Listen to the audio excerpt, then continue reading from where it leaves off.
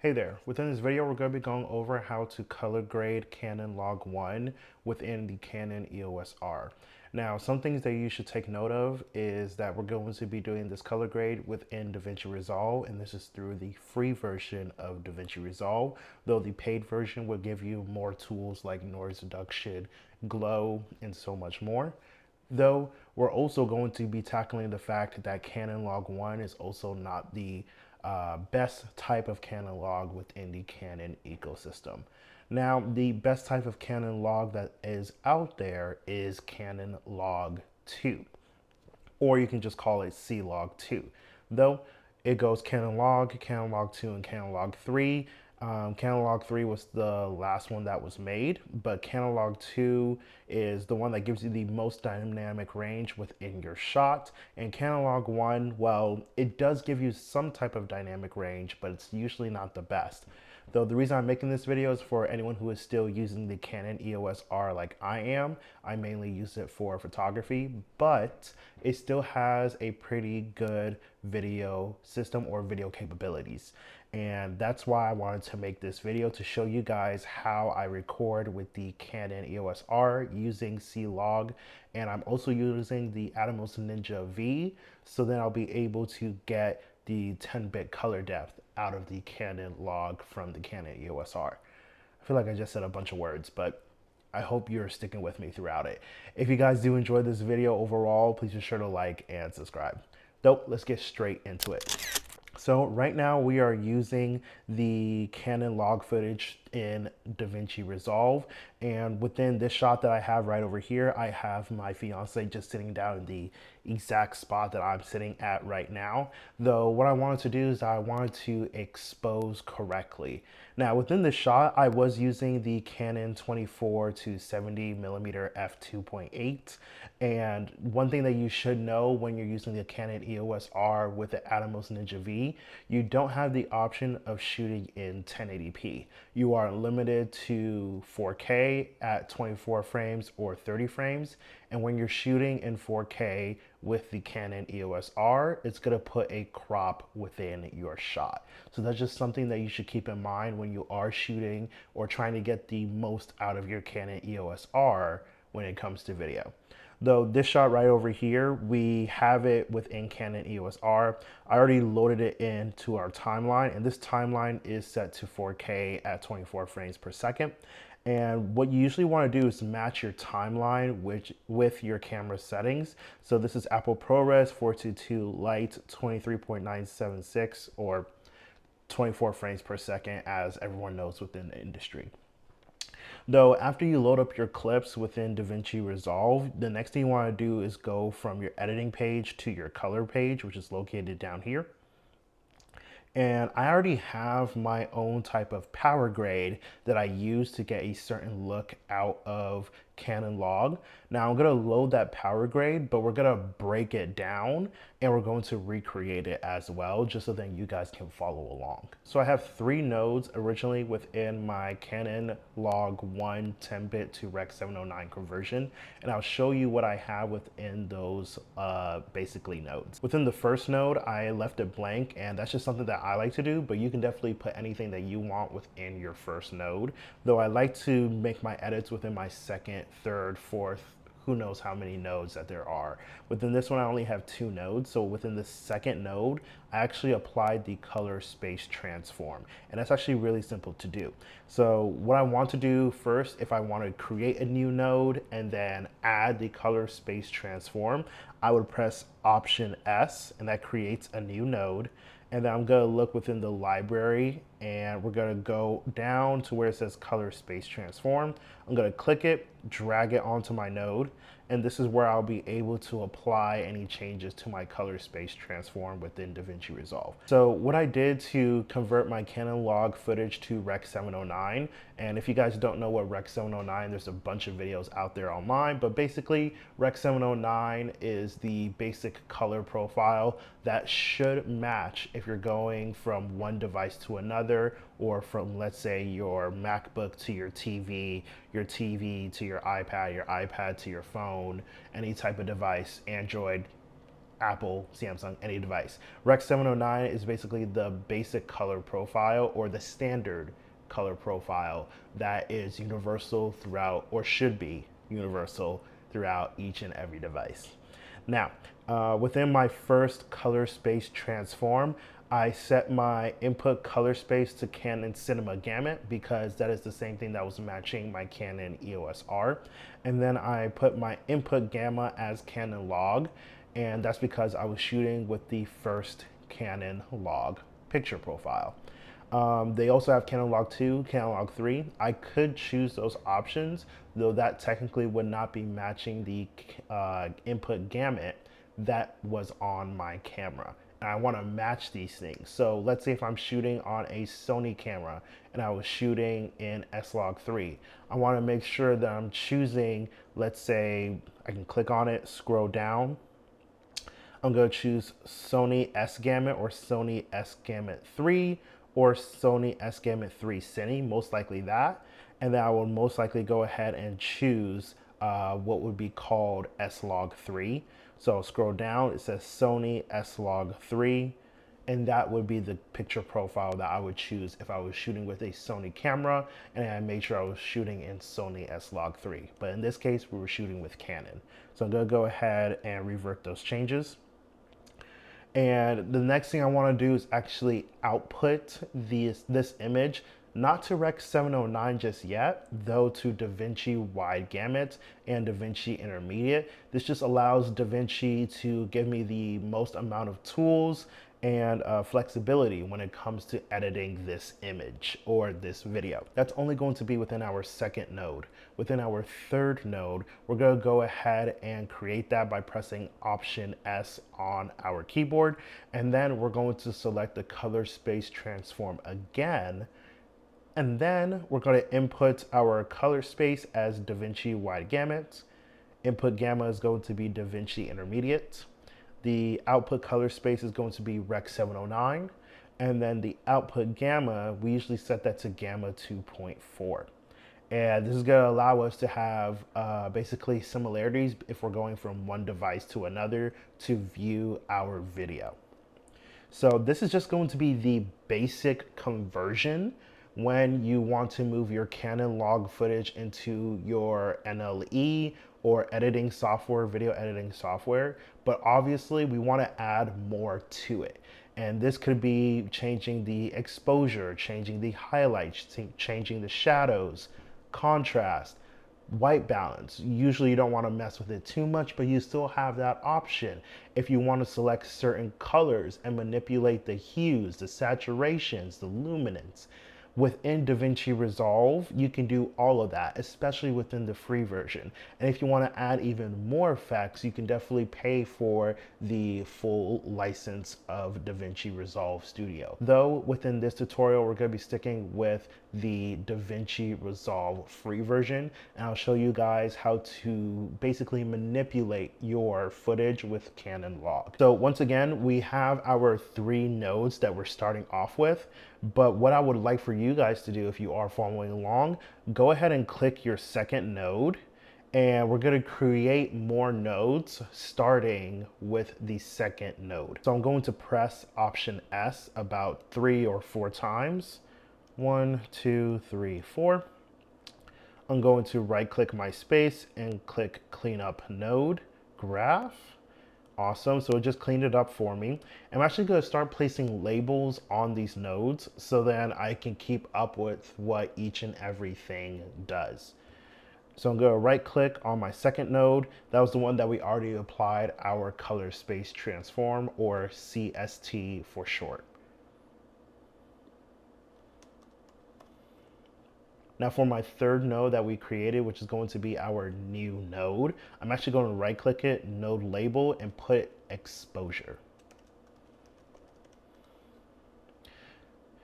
The fourth node that we have, I'm going to go ahead and label it our contrast. Our fifth node, I'm going to label it color.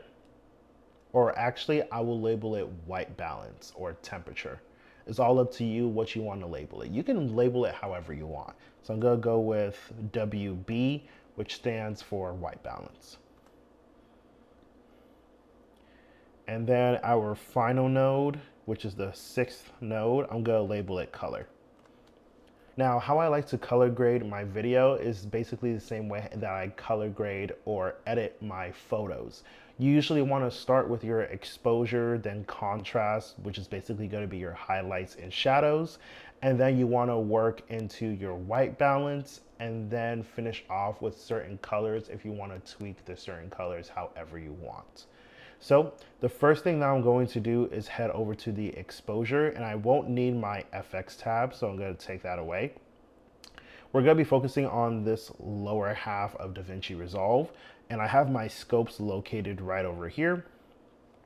And these scopes allow me to see the values that the Canon CLog-1 was able to show within a waveform. Now, I can already tell with Canon CLog-1, it doesn't give you the most dynamic range. So I have white points that are clipping, and I have some dark points that are definitely, well, way too dark. Now, I can manipulate those certain things, and I might do so within this certain shot, but we'll just have to see how it turns out. So there's multiple ways you can mess with your exposure within DaVinci Resolve. And one way you can do that is just messing with the curves, and the curves is located right over here. What you can do is just grab the bottom left point and you can pull it up like so, or you can pull it to the bottom from left to right like so. And you can notice that that changes our image a lot. Basically, when I pull it from left to right, it crunches everything. But I'm gonna go ahead and restart that.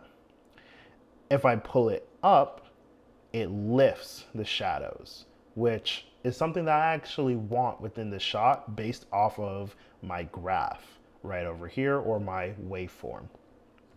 Now, when it comes to highlights, you can do the same thing. You can bring it up or down like so. And if I go from right to left, you can see what it does to the image. It just makes it very, very bright. And that's something that obviously doesn't look good within the shot, but I want to make sure that I bring it back to the edge and just bring it down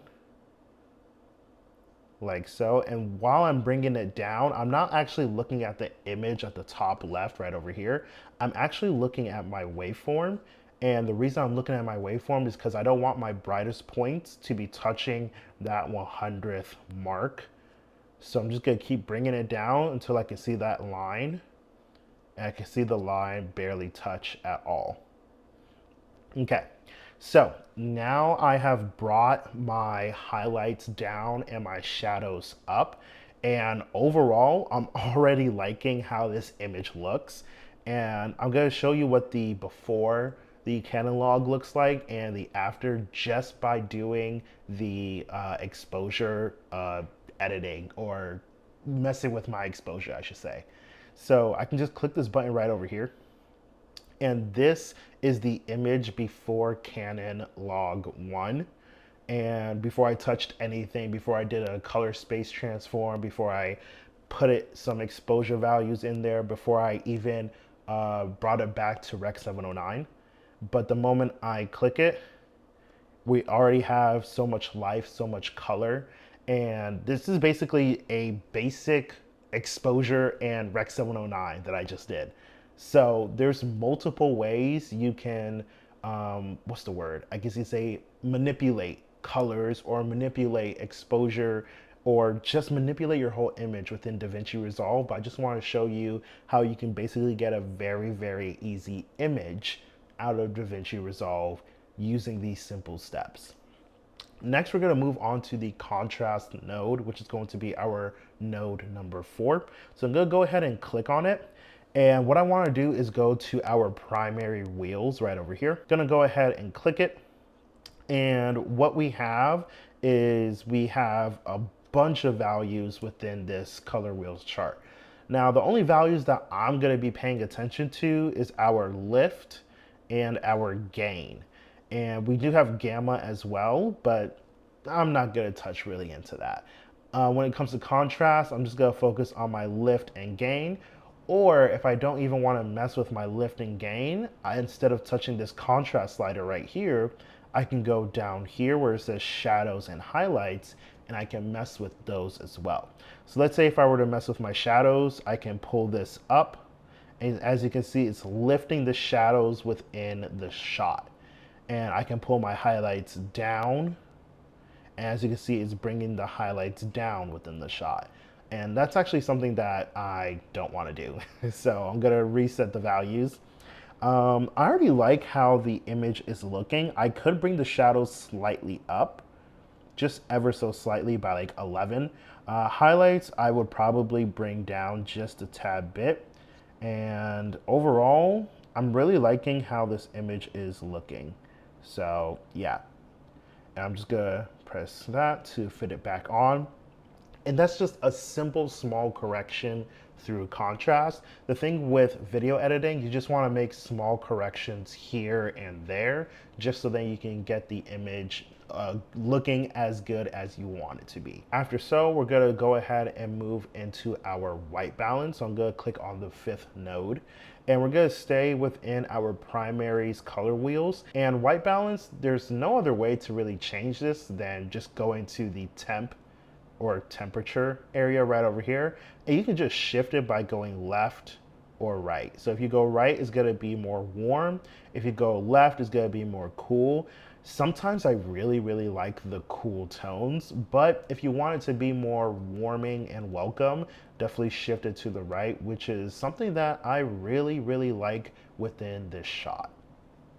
And that's pretty much it when it comes to white balance. Another thing when it comes to color grading, you should color grade how you like it, how you want your image to look like.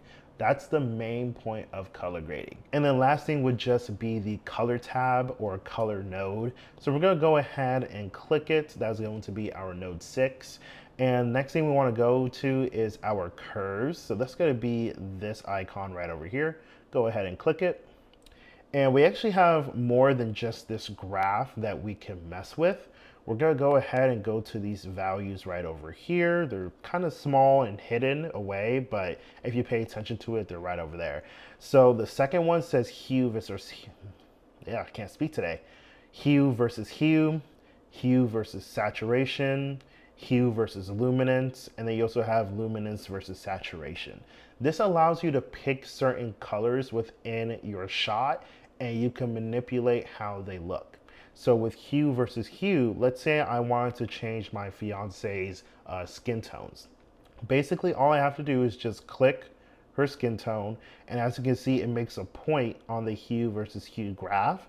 And if I shift it up or down, it's going to shift her skin tones. So if I shift it up, it's gonna make her look more red or purple. If I shift it down, it's gonna make her look more green.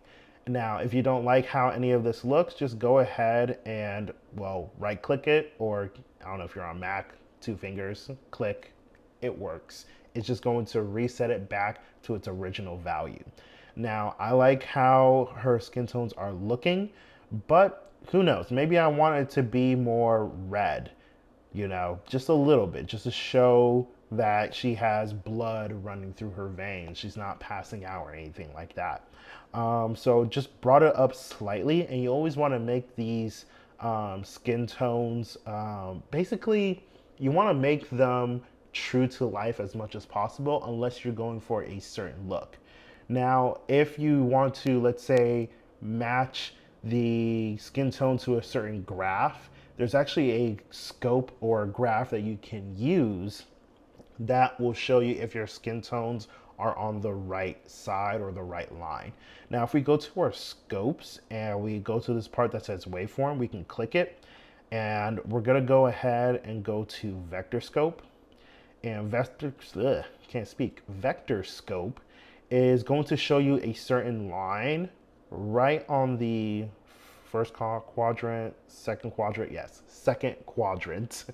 And I don't know if you can see that line right over there, but if you guys don't see that line, I'll show you how to pull it up. Basically, you go to these settings right over here. You're gonna go ahead and click it. And one thing that you want to have checked off is where it says show skin tone indicator. So if I were to uncheck it, it would go away, but if I check it, it's gonna come right back up. And you can also brighten up your vector scope and boom, just like that. You can brighten up that line as well. Now, if I go back to my hue versus hue and I were to select that skin tone color and I shifted it down, you're gonna see that that color shifted as well. It basically went down on the, oh gosh, this is math. It shifted lower on the y-axis and it got farther away from our skin tone indicator. So if I pull it back up until it touches that line to the point where I like it, so now it's touching the line, it's showing more red, showing that there's blood running through her veins, through her skin, and showing that that is going to be probably the most accurate color that is perceived by the camera, but also by DaVinci, and what should look very good when you're going from one device to another displaying your video. Now, her skin may be, let's say, oversaturated. So that's something that we definitely want to touch on within video. So how to basically change that up is that we'll go from hue versus hue to hue versus saturation. And this is where we're selecting a certain hue and changing the saturation either down or up. Now I'm gonna go ahead and choose her skin tones, just like so. As you can see, it made a point on our graph, and I can either pull it up to saturate her skin or bring it down to desaturate her skin. Now I'm gonna reset it real fast, and I'm gonna do that again. But instead of looking at the graph, I'm actually going to be looking at my vector scope. So I'm gonna go ahead and select her skin once more, and I'm going to pull the slider up. As you can see, it changes our vector scope. And if I pull it down, it changes our vector scope again. Now, I think pulling it down and making it a little bit less saturated is going to be true to what I see in real life as well. And just pulling it down is something that I like to see within this shot. Though you can manipulate the color however you like, but overall, I really like how this shot turned out. And that is pretty much it when it comes to color grading Canon log within your Canon EOS R. Though I do have to say that this is done within a controlled environment where I'm able to control the lights. There's actually one light right over here to emulate this light in the back. And I am able to set the white balance. I'm able to set the power output of my light. But let's say you don't have that ability. Let's say you are outside filming and you're using Canon log. Well, one thing to note is that if you are outside filming with Canon log, you definitely want to have a variable ND filter. And if you are filming Canon log on the Canon EOS R, you probably want a gimbal as well, just because of that rolling shutter. It's not that great if you were to handhold your camera. But I do have some sample footage of me going to a greenway. We're gonna go ahead and color grade that within our tutorial of Canon log editing. So yeah, let's get into it. All right, so now we have our footage from the greenway. And I just wanna say that if you still have your color grade from before or your power grade, you can go ahead and just right click on it and just click on, I always forget where it's at. Oh, apply grade. If you hit this button, it's gonna go ahead and apply this grade from one edit or one video to another. So if I apply grade, to be honest, this footage already looks amazing and I already love it. But let's say you're starting from scratch. Well, the first thing I want to let you know is that you want to try to expose correctly or as close to what your eye can perceive as, hey, this is a really, really good footage or a really, really good starting point for me to start color grading once I get to my NLE or video editing software of choice. But just gonna go ahead and reset all my values here. So I'm gonna go ahead and reset my color, reset my white balance, reset, definitely did not reset my white balance. Gonna go ahead and do that. I'm gonna reset my contrast, reset my exposure. Exposure was right over there. Boom. Oh, got one more that I need to reset. Boom. And yeah. So now we're just having our color space transform, the color space transform of Canon Cinema Gamut, Canon Log. We're gonna go to DaVinci Wide Gamut and then DaVinci Intermediate, I believe. And then we do another CST at the end, right over here. Go ahead and grab it right at the end. That's another CST. And we're going from DaVinci Wide Gamut or Wide Intermediate DaVinci Wide Gamut. And then we're going to go to Rec 709 Gamma 2.4 like we did before. So yeah. After so, we're going to go and head back to our exposure. To be honest, I already like the exposure within this shot, but to double check it, I'm gonna go ahead and head over to my scopes, go to the vector scope, click on it, go to waveform, and see where my colors are leading me. So I already see that my colors are everywhere, straight up everywhere. But I'm gonna go ahead and go back to my curves and go back to the main curves. I feel like my shadows can definitely use some work. So I'm gonna pull it slightly up. And I already see a line right over here. So I'm gonna keep that there. And I have kind of a definitive line right there for my highlights. So I'm gonna go ahead and bring it down just a tad. Or actually, you know, I can bring it down some more. And I think I can get a really, really good looking image out of here. Yeah, so I'm already liking, this is already looking way too good. Let me show you the before and after. So before we had the CST, but let's say we took off the color space transform. Like this is our before image. And then this is just with me with the color space transform and then the exposure. Like that's already looking really, really good. So I'm already blown away. To be honest, I might have just left it like this, but once again, I'm gonna mess with my contrast and go a little bit further because it never hurts to go a little bit further within your color grade. So I'm in contrast. I can go down to my shadows. I can bring down my shadows just a tad bit, give it a little bit more mood within the shot. Highlights, yeah, I'm gonna bring it up just a tad. We're at 33 for our highlights, negative 18.5 for our shadows. I already like how this image is looking. White balance, I'm gonna go ahead and mess with my temperature, make it blue. Don't really feel the blue, or make it more red, orangish, warm. I actually really like the warm tone, so I'm gonna bring that out a lot more. And then with my color, I am perfectly fine with my color here, but let's say I wanted to go a step further. Let's say I wanted to mess with my green. So I'm gonna go to my curves, I'm gonna go to hue versus hue. I'm gonna select my greens, let's say about right here. Actually, no, let's go about there. So those are my greens. I can mess with my greens. I can make it probably more green than before, which I like. And let's say I want it to be more saturated. Well, I can click on that same area and saturate the greens even more, you know, make it look more lively than it was before. And this is basically all that I would do with this image. If I want to mess with my yellows, I can go ahead and do that. I can click on my yellows and make it more saturated than before. And I'm really liking how this image looks. Like it's already looking very, very good. So I'm very proud of how this image turned out. But this is basically how you color grade in general for Canon Log.